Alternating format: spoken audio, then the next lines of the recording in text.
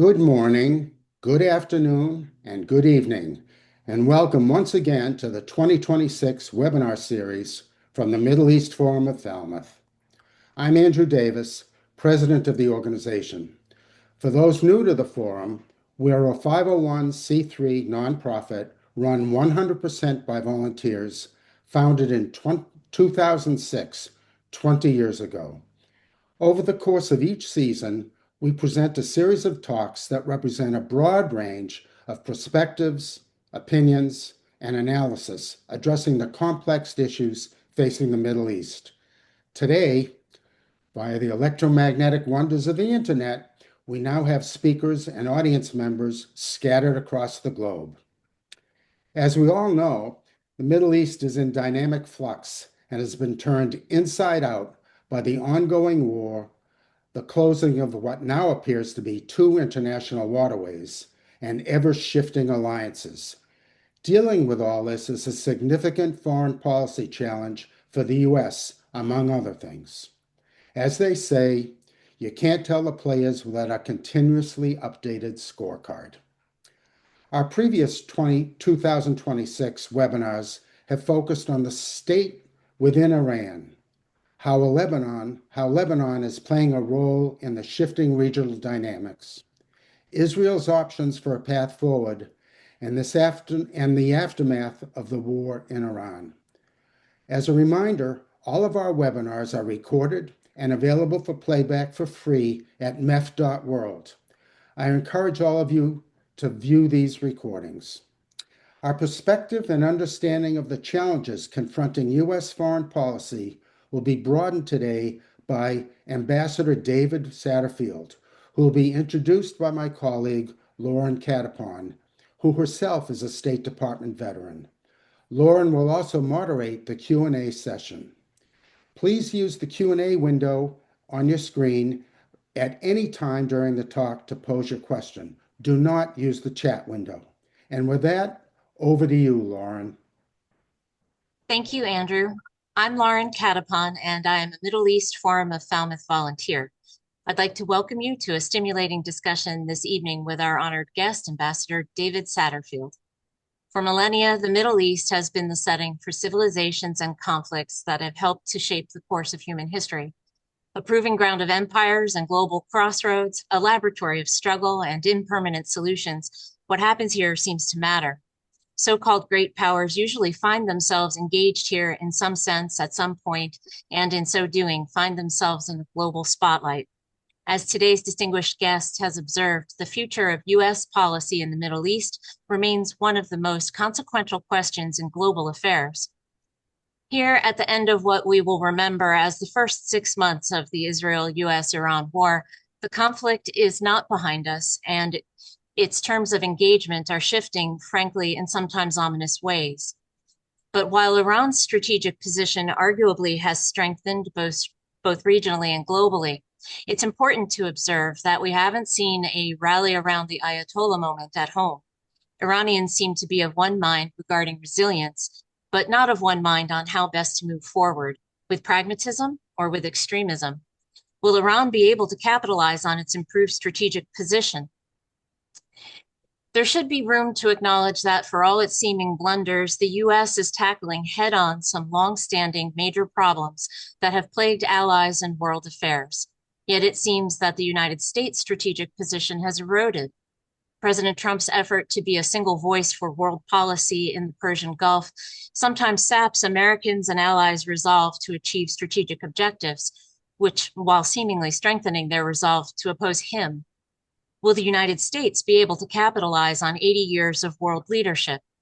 In the meantime, Israel's ambitions to vault itself into a starring regional role of dominance and to achieve lasting security have been pushed off center stage by the eruption of the long-simmering U.S.-Iran grudge match. Currently, the director of Rice University's Baker Institute of Public Policy, David Satterfield, has more than 4 decades in diplomatic service and policy management leadership in the United States and overseas. He served as Assistant Secretary of State, Director on the National Security Council staff, Ambassador to Lebanon and Ambassador to Turkey, and as Chargé d'Affaires in both Egypt and Iraq. He has served in multiple special appointments and advisorships and spent 8 years as Director General of Multinational Force Observers in the Sinai Peninsula. Most recently, he served as President Biden's Special Envoy for Middle East humanitarian issues.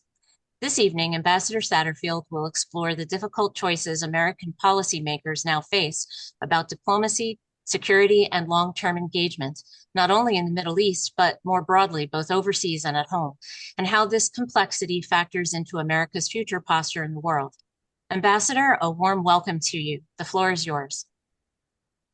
Andrew, Lauren, thank you very much for the introduction. It's my pleasure to speak to you all. I have a fond place in my heart for Falmouth, where I will be in just 3 weeks or so. So delighted to talk to this audience. My focus will be on your questions rather than hearing my own voice, but I am going to open with some framing remarks. If we were discussing in a general forum the critical challenges facing the United States here at our 250th anniversary of independence, they would not be overseas challenges.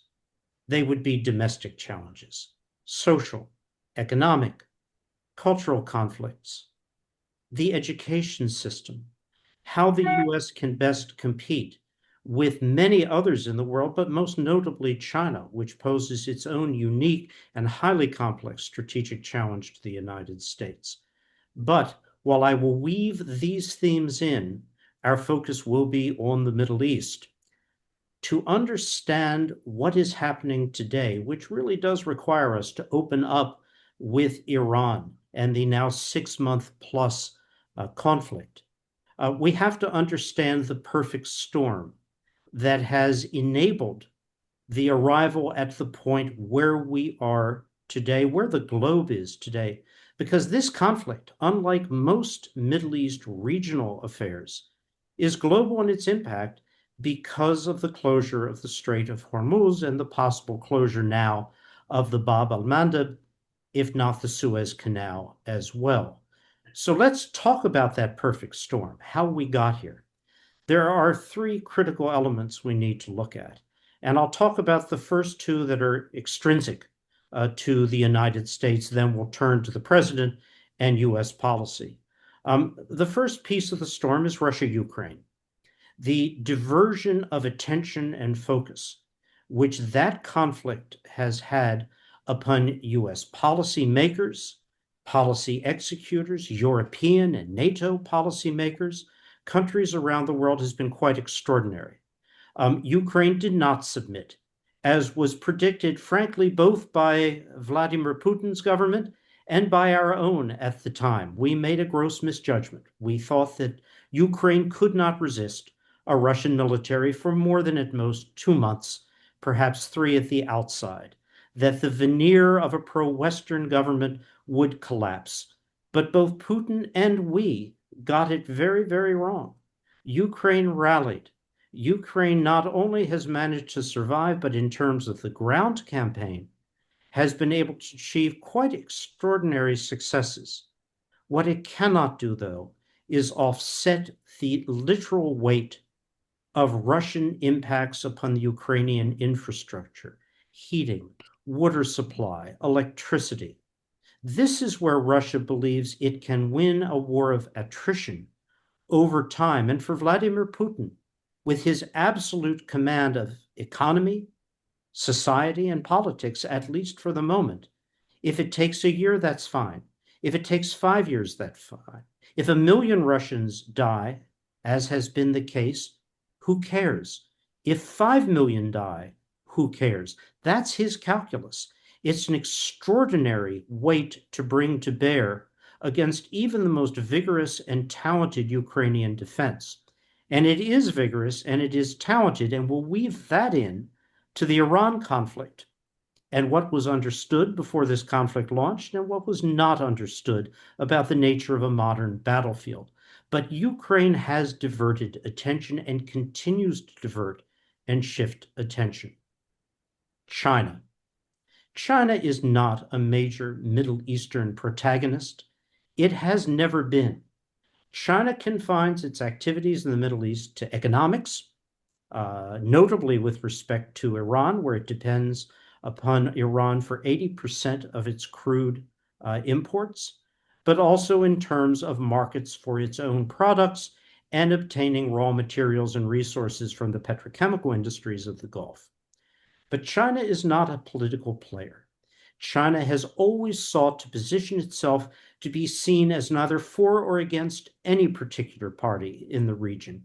It knows a losing proposition when it sees one, and it has perhaps not incorrectly judged the Middle East broadly for decades to be not a place where China should invest prestige or activity beyond economics and what I would call presence projection, the appearance of engagement without a very significant price being paid.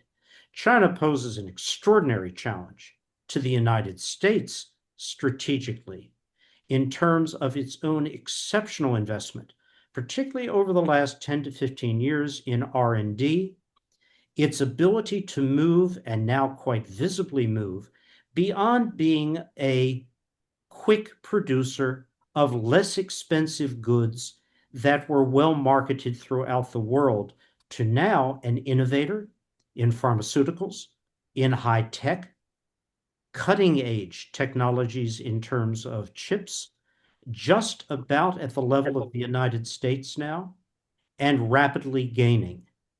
This is a different China than we thought we knew even 3 or 4 years ago.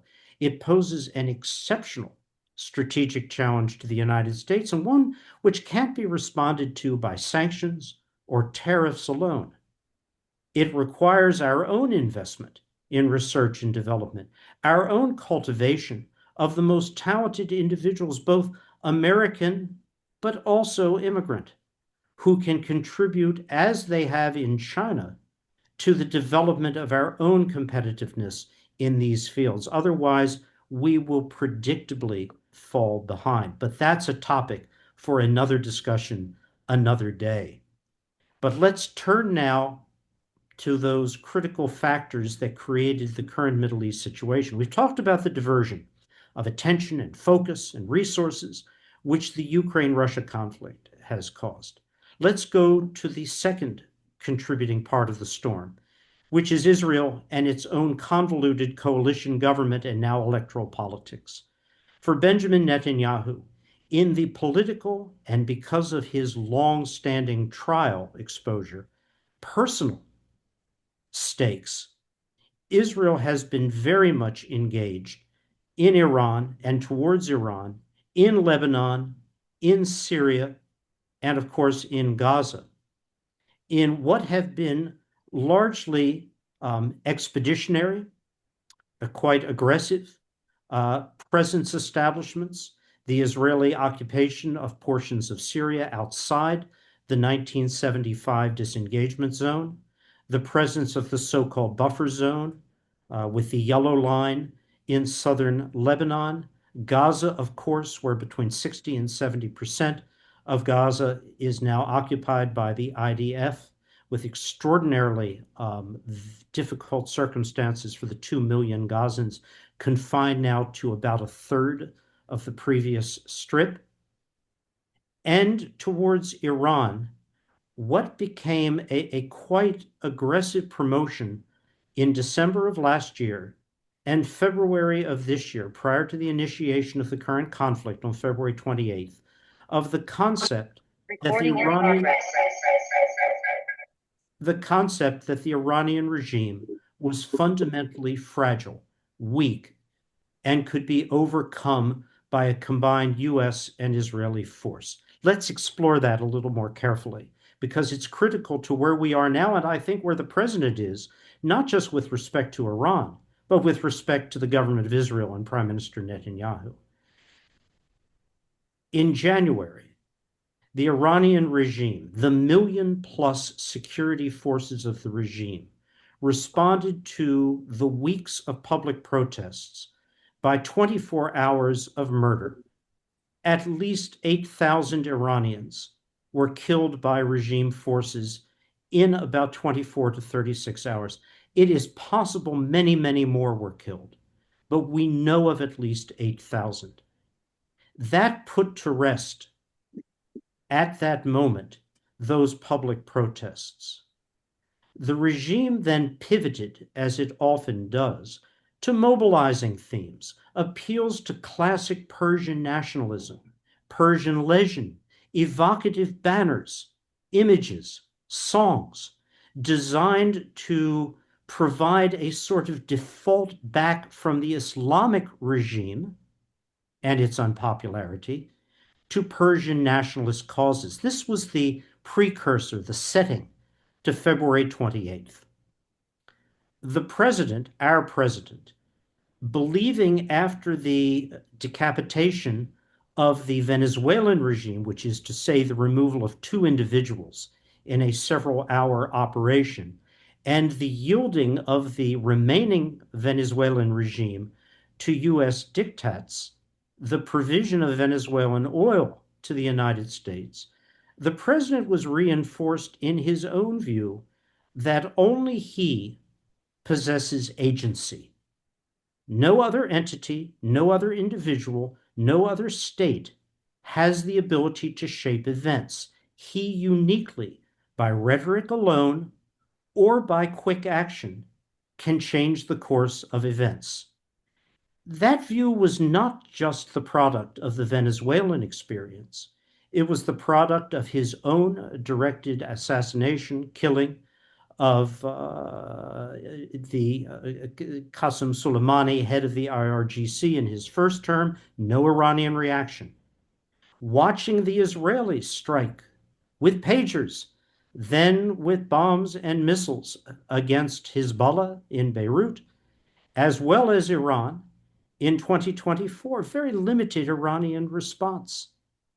And then the president's own engagement in 2025, the quick 3 hours over Fordo, Isfahan, and Natanz nuclear facilities, no significant reply. This fed his view that indeed he could effect an historic change in Iran itself, something no other US president had done, to oust this cancer from the Middle East of 46, 47 years duration, the Islamic regime, by a stroke. And in a few days, it would all be over again.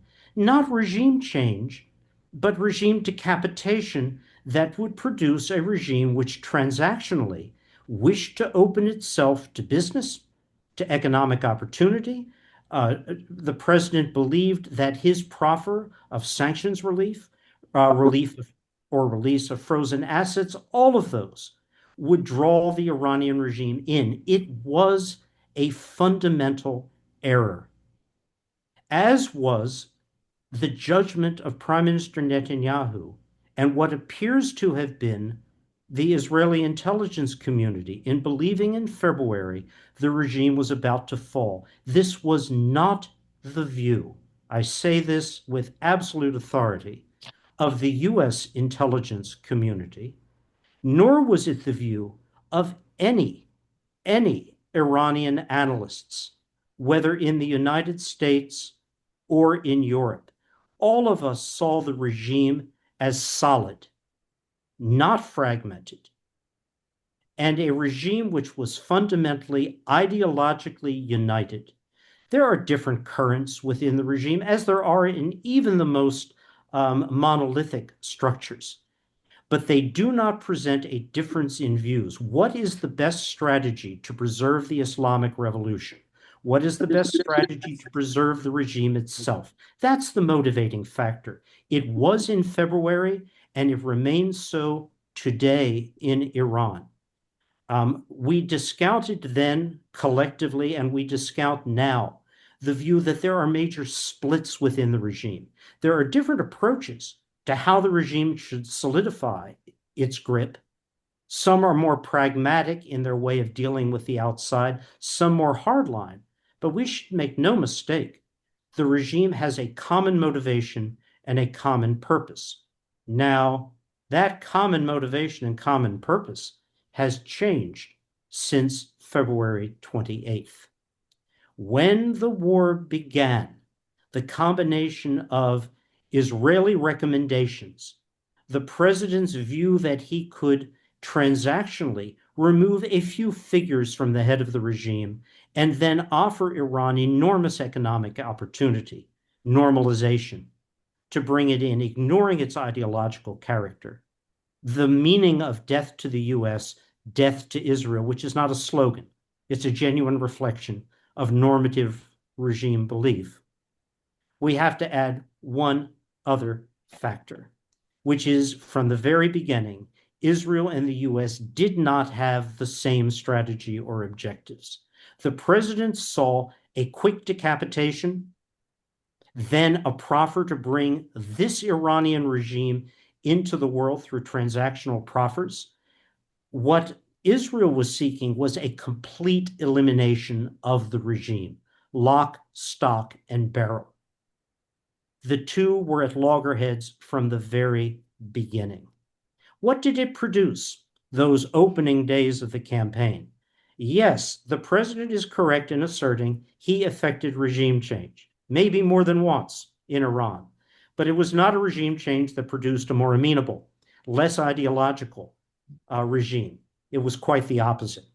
It was a regime in which the somewhat pragmatic recommendations of the late Ayatollah were swept away, and the IRGC and the factions supporting the IRGC, which always had been the power behind Khamenei, now became overtly the authorities. Mojtaba Khamenei, we think he's alive. We speculate on why he has never been seen or heard. Is it disfigurement? Is it the inability to speak? We don't know, but it really doesn't matter, because those who exercise power in Iran, whether using him as a front or genuinely reflecting his views, are united in what they are doing. So what is that? What are they doing? Well, the saddest consequence, other than the human costs of this campaign, has been the revelation to the Iranian Islamic regime of a card they did not know they held, a bomb whose dimensions are global, not regional, that they were really not sure they possessed, and that is the ability to close the Strait of Hormuz, keep it closed, and the inability of the United States or any other party to physically compel its reopening. Why did that happen? How did it happen? It happened because we made a mistake in judgment. We were about 3 years out of date. We believed that the strait could only be closed by Iran for a short period of time. They probably wouldn't try it. It was too damaging to them. But if they did it, we could force it open again. What we had ignored was what was happening in Ukraine. We ignored drone warfare and the extraordinary possession of drones, drone manufacturing, drone utilization by Iran. Iran was providing drones to Russia for use in Ukraine. This is something we should have watched very, very carefully, because the Strait of Hormuz closed, and it remains closed today, not because of naval mines, not because of strikes on tankers. Those are sort of symbolic, performative acts. It's closed because of credible risk. That's a term that the Maritime Insurance Agency uses. It's a term ship owners use.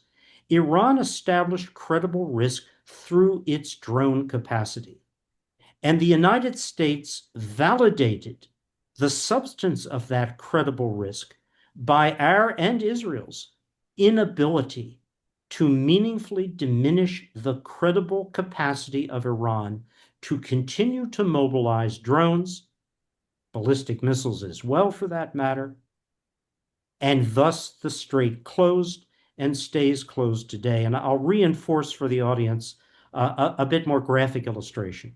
If the U.S. had a frigate, a destroyer, to assign to every one of the average of 100 to 130 ships which pre-February 28th crossed through the Strait of Hormuz, coming or going, it would not mitigate the credible risk which drones present. This is why, for all the strength of our Navy, we cannot offset the present situation. Iran, the regime, realized as a consequence of this campaign that a nuclear weapon, which, to be honest, they had not been pursuing in actual execution, physical work, since 2003, was a far less potent or effective weapon than the Strait possesses, because now they can impact the entire world, not just their immediate neighbors, not just Israel. And if there is a consequence for all of us from this campaign, it is this fact. We gave this regime a tool they didn't know they had, and they are using it to the hilt now. This is no longer about the nuclear program. Frankly, it's not for Donald Trump. It's not for the Iranians. The president can credibly say, I effectively stopped whatever work was being done on enrichment. I can do it again. That's not a false statement. It's real. What he can't do is open the strait. And honestly, what are his options right now? His options are three. He can temporize, which is to say, episodic attacks which fall below an existential level. He can combine those attacks with negotiations, either directly through the only two persons in the United States who are conducting both Ukraine, Russia, and Iranian and Gaza negotiations, Steve Witkoff and Jared Kushner. He can turn to other mediators, now Turkey and Qatar primarily, to try to come up with a deal. He can escalate. The problem with escalation, and I'm asked this all the time, is that our ability to escalate against Iran is outweighed by Iran's certainty of escalation against the Gulf in response, and now through the Houthis, against the Suez Canal, Yanbu port, where Saudi Arabia exports 3.5 to 5 million barrels a day, and the Bab el-Mandeb, the Red Sea crossing point. Iran possesses escalation dominance. It is a terrible place for the U.S. to be. If he escalates, which he can, Iran can do more damage. Witness the counsel which Mohammed bin Salman, over the last 48 hours, has provided the president. Don't escalate. The attacks that were bruited for last night didn't happen, not because necessarily Iran has agreed and come to the table. It's happened because the president has been told, don't do it, because we in the Gulf cannot withstand Iran's response if you do. So what does this leave for the president? It leaves one option, which is accommodation.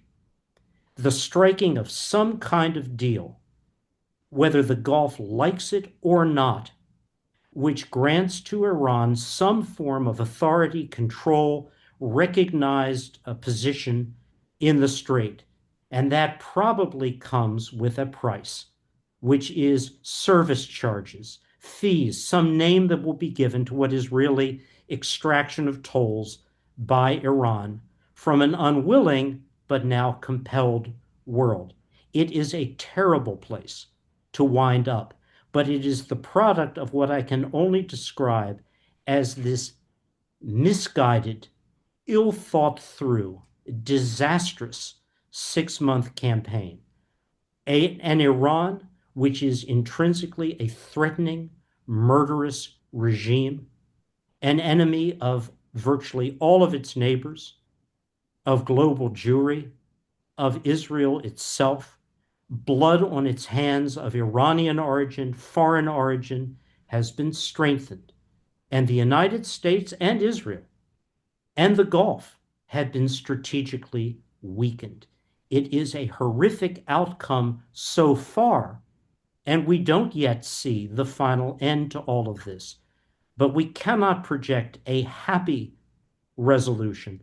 Only what is the less unhappy, least unhappy way of ending all of this, and it is probably through a version of accommodation. So I can't sketch for you a particularly hopeful outcome. I can only say that we are where we are as a consequence of a combination of factors. But I will quickly go through two somewhat brighter areas, Lebanon and Syria. President Trump got it right on Syria. When the Assad regime was ousted, he went against the recommendation of virtually all of his traditional foreign policy advisors to say, I don't know how Syria is going to turn out, but I can tell you if we don't allow Ashara, the new transitional head at that time, to have the economic ability to succeed, it will come to one place only: division, radicalization, projection of threat. The president was right, 100%. He was right in removing the sanctions which the US and other bodies had imposed on Syria. He was right in encouraging cooperation with Syria by states in the region. He has been right in pushing back against Israeli activities in Syria, which have more to do with domestic coalition Israeli challenges of a political character than they do about strategic threats to Israel. Threats which are minimized right now, not gone, but minimal, and a political situation which, as in Lebanon, we'll turn to in a moment, are unlikely to see much progress until the elections are held in Israel October 27th. But the president has laid out, I think, the right vision, the right path, and the right cautionary messages here. The president was also correct in bringing to an end the U.S. military partnership with the so-called SDF, YPG, the putative Kurdish autonomous area of North and Northeast Syria. This was something Joe Biden recognized had to be done during his administration, didn't have the time to do it. The Kabul withdrawal displaced his political ability to do it, but it's not a policy which is radically different from that we pursued in the previous administration. He was right. President was also right on Lebanon, which is give the Lebanese government a chance. Give them the ability to show they can succeed, be understanding of their political situation. That's a tough message to give to Israel because the Lebanese government cannot disarm Hezbollah by force. Simply not possible. And Hezbollah is a threat to Israel, can't be denied. So what do you do? The answer here, and it's a difficult one, is you politically isolate Hezbollah. You show that an end to the state of belligerency between Lebanon and Israel can be done. And that's effectively been announced right now. It's a big step. You show that an international border can be drawn. The border I drew 26 years ago this month was not an international border. It was an implementation line for a UN Security Council resolution. And I drew it, sadly, with a pencil that is now about 50 meters wide in terms of fine GPS delineations. You can settle that border quickly. That's another positive step. You isolate Hezbollah. You cannot physically confront them, nor can Israel, by maintenance of a so-called security buffer zone in the south, truly provide lasting security for its own people. It can only feed the narrative of Hezbollah that we are truly the Muqawama, the resistance in Lebanon. And the president has been right on this point. So no criticism there. He has tried to do the right thing. But again, we are all of us caught in a political cycle in Israel, which until there is a new government, and that will be months away, I do not anticipate any significant changes. So there you have the picture of the Middle East, except for one issue, which I have not talked about: Gaza.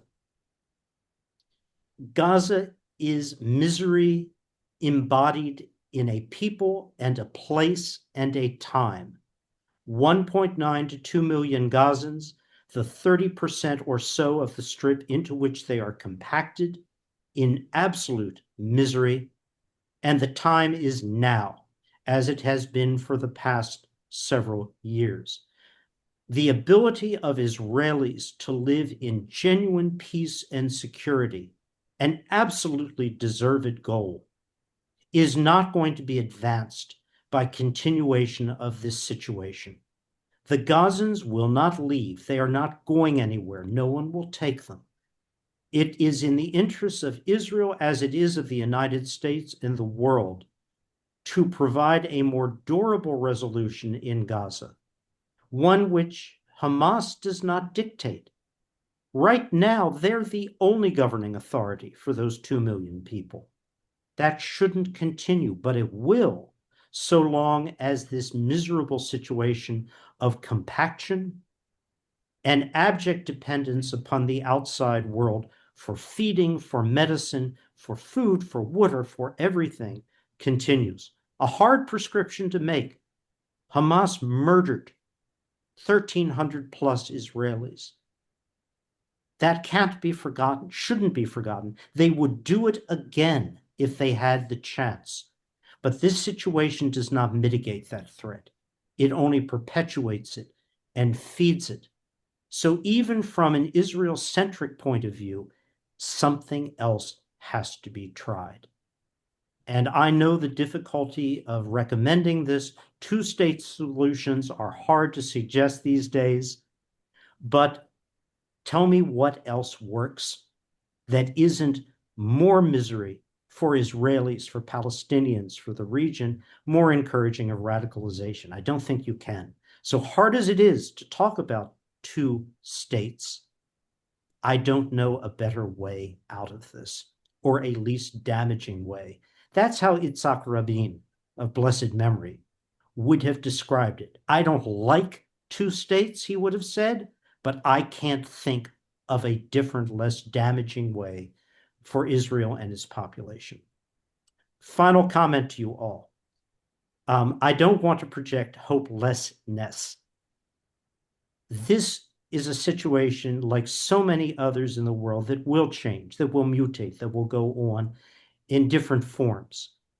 It will change if in the United States, I turn homeward, angels, it will change if we can focus ourselves on a unified message, a unified concept of who we are and what we should be We're in the 79, world. Abby. Without that, it's going to be very difficult to effect a positive response to our challenges from overseas.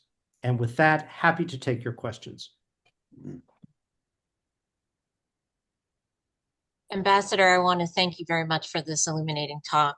I don't think you've left us with despair, but we do have some questions for you. One question that I think is on a lot of people's minds are whether there might be any chances for an agreement, in your view, between Lebanon and Israel or Syria and Israel. Absolutely. There is a greater opportunity for such agreements, perhaps not at the level of treaties of peace, but agreements ending the state of belligerency. You have declarations already made by the Lebanese government, public declarations that amount to an ending of that state of war that's existed since 48-49. You have a public commitment by the governments of Lebanon and Israel to progress towards a peace treaty, a peace settlement. Boy, you couldn't have thought about that at any point in the last many decades of the Israel-Lebanese series of conflicts. Sure, there is an opportunity, but not with this government of Israel. Because of its coalition composition, I say this as an objective judgment, it is not capable of agreeing to, even in the best of circumstances, a peace because of internal conflicts within the coalition. With Syria, I don't think a treaty of peace is possible, not now, but you can go right up to that. You can talk about an ending of the state of belligerency or something very similar to it, but it's going to require several things. It's going to require Israel withdrawing to the lines of the disengagement zone, the reestablishment of UNDOF, the UN Disengagement Observer Force, on the Golan. You are not going to address the Golan in all of this. I don't even raise this as an issue. It is not possible, not for this government of Israel, and not, I think, for any realistically feasible future government of Israel. But that's not what Ashara is asking for. He's been very careful to circumscribe what he is seeking here. And it really is an end to the state of war, and if possible, the establishment of more normal but sub-formal recognition relations. So yeah, the opportunity is absolutely there. Hasn't been in my professional lifetime. It is today. That's encouraging to hear. Building on that, there's another question dealing with Hezbollah. You indicated that isolation of Hezbollah is an approach to limiting their power, but is it really possible? And with whom can Israel negotiate a solution with Palestinians? With whom can they talk? Who's got the authority for them to Sure. talk to? Sure. These are very tough questions. They're very real questions, substantive questions. And what I can tell you is with Lebanon, there has never been a government of Lebanon in, let us say, post-1960s history, a real government of Lebanon, because the experience of the May 17 agreement was an anomaly, the 82-83 experience.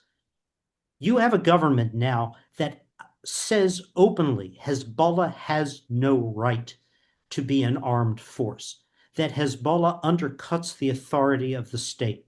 It betrays Lebanese. Public statements. This is exceptional. But how do you go beyond this? How do you go beyond the Washington or soon to be other venue talks? There'll be another one in a few days held between the Lebanese, US, and Israeli governments. You have to go with the course of a combination of Israel's right to defend itself against imminent threat and attack. You can't take that away. But political isolation of Lebanon, going around Lebanon. I have to tell you, I have been part of the Lebanese political scene, security challenges since October of 1981, predating the Israeli invasion in 82. I have confidently predicted that if a government of Lebanon attempted to make the statements, to issue the documents that this government of Lebanon has done, Hezbollah would have a campaign of symbolic killings, not against the president or the prime minister, but other ways of sending the message. It has not done so. I was wrong. This government has greater flexibility to challenge Hezbollah, and Hezbollah may feel greater domestic constraints on its typical ways of behaving than I had predicted. So let's help them in doing this. Thank you. I'd like to change tack a little bit and respond to a question that we've had on China. Do you think that China is likely to move on Taiwan, given the disaster that we're seeing in the Middle East? This is a question which the Baker Institute, our experts, as well as many other specialists, take a deep look at. What I can describe to you is where our collective analytical consensus, and this is sort of a global US analytical consensus, is no. That if moving on Taiwan suggests a D-Day style assault on the beaches of Taiwan, no. That is a pretty high confidence judgment. And why is it made with high confidence? Because of what is not often discussed in the analysis of China-Taiwan relations. The daily web of business, technical, investment contacts, relationships that intimately link the mainland and Taiwan. Taiwanese businessmen, Chinese mainland businessmen, tech experts, chips themselves, technologies, materials flow back and forth between the two in a near seamless web. China has extraordinary technical prowess, but Taiwan still has abilities to manufacture, to produce at absolute cutting edges that China needs. Were China, we assess, to physically assault Taiwan, they would be killing, and I'll mix metaphors here, the goose that lays the golden chips for China. And this is, we are amazed at how little discussion there is of how close the functional business ties are. The travel back and forth is continuous between the two. This is not the 1950s or the 1960s. Now, where is the threat? The threat is that China wishes to boil a policy frog here, to gradually see if it can impose constraints on Taiwan's ability to pursue certain directions of independent politics, notably in the security field and recognition of independence. Absolutely, they want to constrain Taiwan in that sense. I think for Xi right now, he has enough domestic challenges, which are complex. He's a one-man show. He's effectively eliminated the Politburo as a source of both authority, but also a place to pin blame. A big mistake is made, it's him, nobody else. He has purged the military repeatedly. When he has made errors in judgment, and he's had to own up to them directly. We don't think he wants to take on this one because he doesn't believe he needs to. He sees a certain inevitability to a non-kinetic resolution here, which puts the two Chinas effectively together without the damage which an attack would produce. So question, what then about the aggressive Chinese advancement of physical positioning, the atolls, the islands, the challenges to the Philippines, to Vietnam, to other states in the region? We would put that as extraordinarily well-crafted and costly theater. This is designed to suggest a Chinese power presence, which is not matched by executing intent to use that presence in an aggressive sense. It is to constrain options. It is to persuade and suggest what kinds of steps might be more useful for Manila,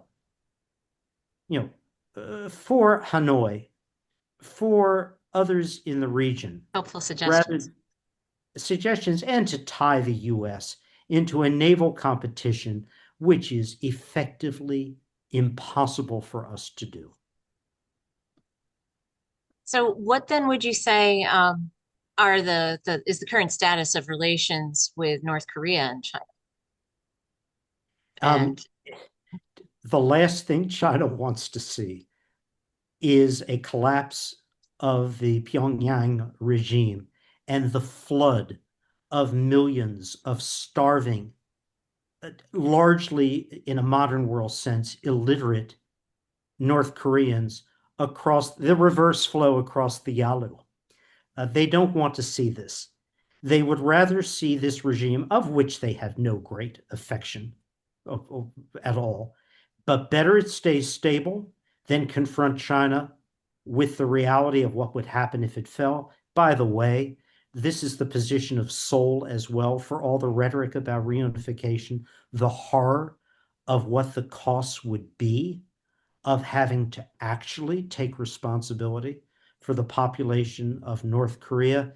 It is a daunting one for even a prosperous, a democratic South Korea. These are truths that cannot be spoken, but does China like this regime? No, they don't trust it. They don't trust where it might go, what it might do, but they like even less the prospect of its collapse in terms of what the demographic and economic consequences would be. Thank you.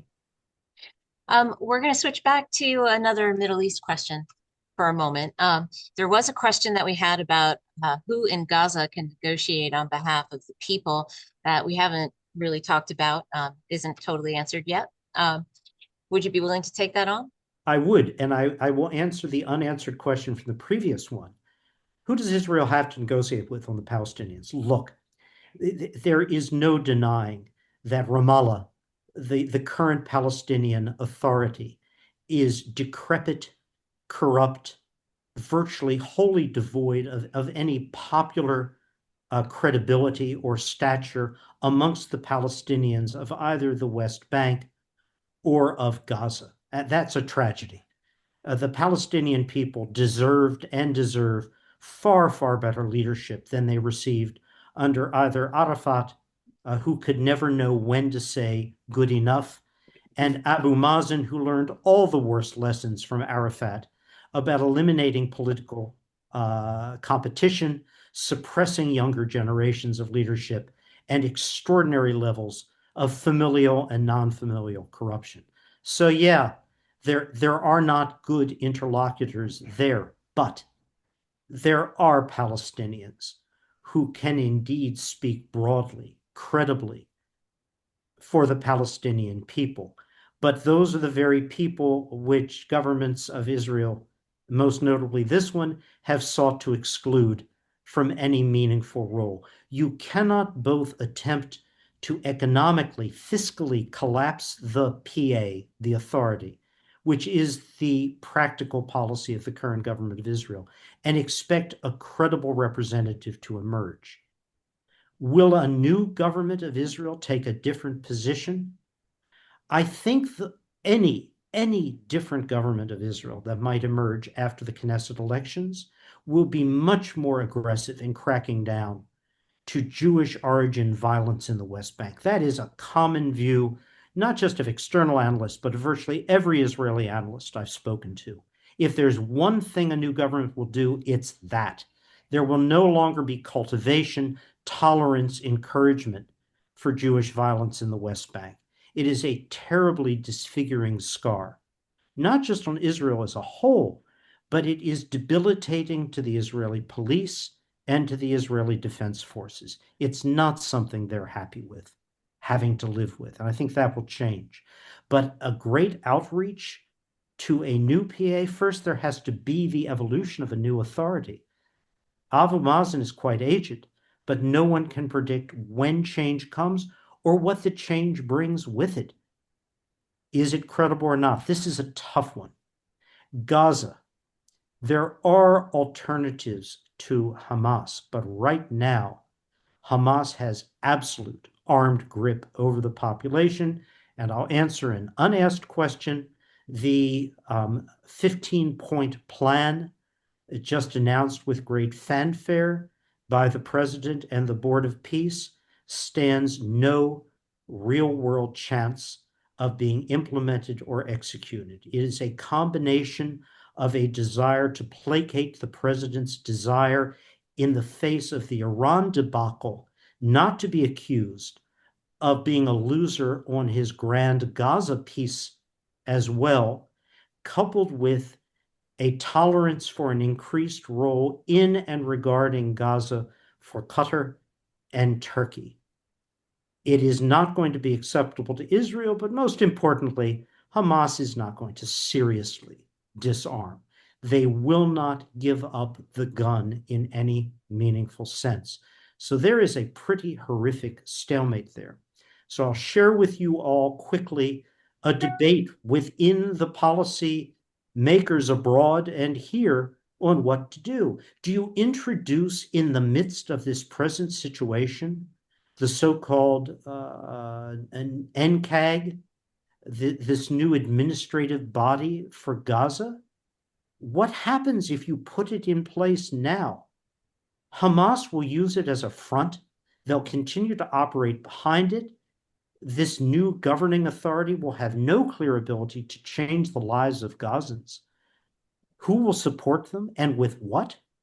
There's no international stabilization force or security force present. Do you wait then for disarmament and the stabilization force to be formed?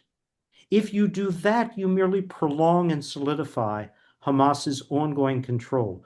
These are genuine questions which don't have good answers. They really don't. Disarmament should be the precursor to everything, but it's not something that can be compelled. Wow. Wow. Thank you. Ambassador, we're coming up on the last 5 minutes together. And while I know you wanted us to feel slightly optimistic at the end of things, you've outlined a lot of deep issues that have always been there and still are there and will continue to be chewed on. And we did have one question come in that was near and dear to my heart as a former Sure. Foreign Service officer, but is related to this a little bit. Do we have enough foreign policy experts at this point to keep track of all of this, to keep track of Iran, China, Ukraine, Russia, and to work on these problems at this point? And do you have any recommendations in that regard, either for this administration or the next? Sure, I do. Look, the question is also often posed to me, what would Jim Baker, former Secretary of State Baker, have done in confronting any of these crises? Russia, Ukraine, Iran. Because in different forms, all of them existed as challenges during his tenure. And what Jim would have done, I answer, is he would have done two things. He would have formed thoughtful, patiently constructed coalitions in which the U.S. never found itself alone. The U.S. in the lead, absolutely, but alone, never. No matter how complex the issues may be, he would have sought a framework of allies, alliances, fora, which gave an international composition and international legitimacy. UN, if possible, sui generis, a la the Madrid Conference. If not, that would have brought as many of the actors together with us and the establishment of U.S. policy teams with the expertise to engage in complex, lengthy negotiations. Look, the unification of Germany was not a foregone conclusion. It was an extraordinarily difficult, prolonged negotiation with important allies and partners. Margaret Thatcher famously said, "I'm accused of not liking the Germans. I love the Germans. I love them so much, I want two Germanys." These were not easy tasks, but Jim formed a team of extraordinary experts. And that's what he used. It was different shifting compositions depending on the issues. And that would be the way he approached this. Never go it alone. Think through carefully consequences. The reason why Bush 41 did not go to Baghdad, did not overthrow Saddam, for all of the criticism we received at the time, was the right one. We would be left with responsibility for the entire state. Did we want that? Could we manage it? No, we couldn't, any more than we could when Bush 43 undertook his efforts. And many of us spent years of our lives not advancing the needle, but trying to mitigate harm to the United States from the consequences. I spent 4 years in Baghdad. My wife spent a year. So these are things we feel personally, but it's the long answer to the question, do we have the expertise? Of course we do.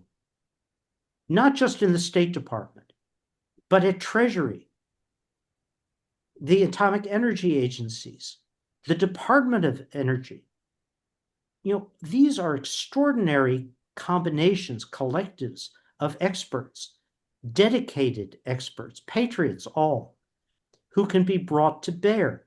You cannot do it with two people. When the agreement, the JCPOA, was negotiated, and I am a late convert to the JCPOA, so truth in lending, I saw the faults, I saw the vacuums, the weaknesses, not the strengths. I have become a convert over this last year. What was done in the JCPOA was the product of years of negotiation, not just with our experts, but the IAEA, their experts, who went over every word, every text, a detailed document with even more detailed annexes. And it did the one thing it was intended to do.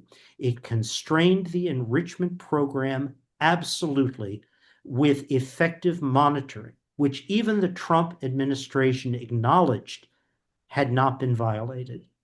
So if you're going to do these things, do them in a collective, bring as many with you as you can, use all of your experts, US and international, and have the patience to negotiate your way through. But there are neither experts nor patience nor partners in the current situation. Ambassador Satterfield, thank you so much for all of the time you've given us today.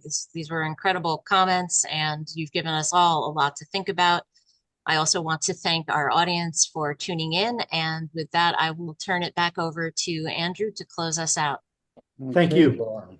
Lauren and Ambassador Satterfield, thank you very much for a very informative discussion. In fact, I'd argue it was really a graduate level course in not just Mideast politics, but also the players involved and the constraints under which all of them were operating and the trade-offs that were involved. And a comment, I suspect you most recently talked about the JCPOA, and my thought was it looks better and better in hindsight when you compare it to where it was when it happened to where we are today. And I suspect you're one of many converts who've changed their opinion. I had one other, call it a quasi comment, and you gave a quite detailed explanation that we should all expect when the dust settles, the Strait of Hormuz will have some kind of monetary benefit to Iran, call it a fee or a tariff or whatever. A toll is the other word that people Service charge. Service charge, yes. I'll be interested to see how the federal government positions this from a public relations perspective, and how they're going to sell this to the United States. Want me to give you the quick answer, Andrew? Yeah, we'll take a 30-second. Go ahead. What's your guess? I launched this campaign to ensure Iran did not possess a nuclear weapon. It was about to have a bomb. It was an hour away. It was 4 weeks away. It was 3 months away. I have stopped that. No other US president stopped Iran from having a bomb which would have destroyed the state of Israel. He can credibly say he took action which effectively disrupted the enrichment program of Iran. He will repeat that as his goal. He will say, I did it, and if they violate what I have done, I'll hit them again. As for the Strait, we don't need it. We produce our own oil. The world buys from us. This has been good for US business. Let all of those who use the Strait, actually we do as well, for many strategic materials, from helium to aluminum to steel. I don't believe the president understands that, but he will make a declaration. I did what I set out to do in an historic fashion. I suspect you're probably right in that is the administration's best option out. We would spend a whole nother arguing about whether it makes any sense, but we'll go on. We'll go on from that. I want to say thank you for what I thought was perhaps a bit despairing, but nevertheless a very enlightening discussion around current events on the world stage. To our audience, I encourage you to visit www.mef.world to register for future talks and to access the recordings of recent lectures, including this one, which should be up shortly, and to make donations that enable us to continue these lectures free of charge. With that, I wish you all a pleasant Sunday evening and look forward to seeing you at our next event. Thank you again.